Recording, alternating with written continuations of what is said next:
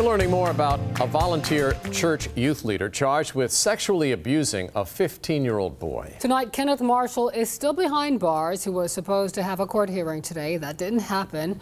But 13 News Now reporter Allie Weatherton uncovered some new details in this case. Well, the judge postponed the hearing for another month. Now, Marshall's attorneys say they need more time to prepare, and witnesses didn't show up this morning. After court, I checked documents and found new information on the investigation.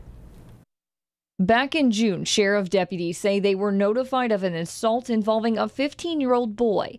And after a month-long investigation, the Matthews County Sheriff's Office presented evidence to a grand jury. That grand jury indicted Marshall on 2 charges, including aggravated sexual battery of a minor and forcible sodomy of a minor.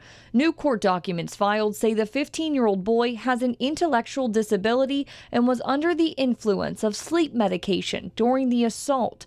Documents also say the victim identified the man who assaulted him as his youth pastor, Kenneth Scott Marshall. In court today, Marshall's attorney says investigators have issued a search warrant on his client's phone. According to the warrant, it says an investigator wants to look at the phone because it was allegedly used to plan for the victim to spend the night at Marshall's home before the assault happened. Investigators also want to analyze it for child pornography.